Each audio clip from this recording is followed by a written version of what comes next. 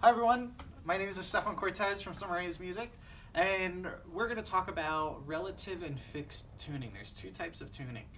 Relative tuning is tuning your A string to a concertmaster, concert mistress, a tuning fork, or some type of reference point of an A.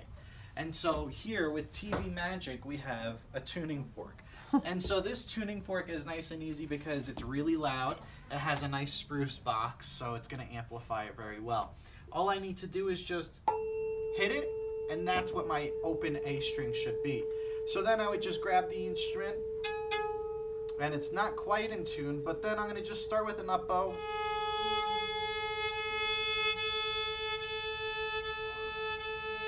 And then I'm going to find my A.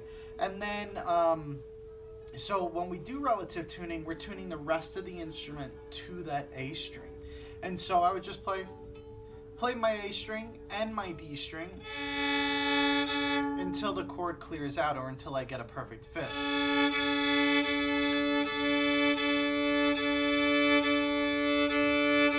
Nice light bow. I typically start up bow and I'll keep playing the note until I hear it clear out.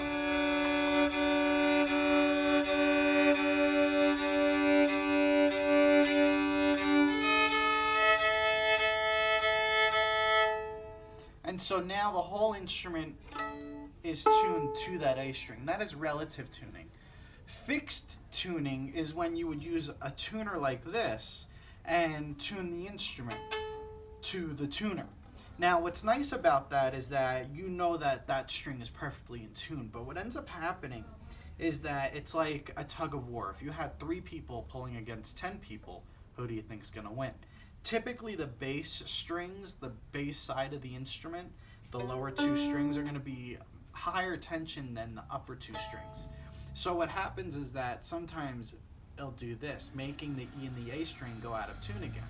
So the only thing with fixed tuning is that when you do it, you got to go through it one more time just to double check, because sometimes it will be a little out of tune where the E and the A string will be slightly sharp by maybe a couple cents. And so that's the difference between fixed tuning and relative tuning. We use a lot of fixed tuning in like fiddle playing, or if you're in an orchestra, you would use a tuner if you're trying to tune to yourself. Relative tuning you'll do more in like solos, but there's more than one way to solve a problem. So either way you tune, it's still going to be fine. The fine tuners will always make sure that you're in tune, but the tuner will always help just make sure that everything's in tune. You just have to double check it one more time.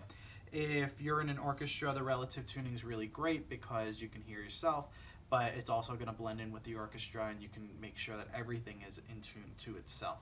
So your octaves will be in tune. But again, we always have that perfect fit.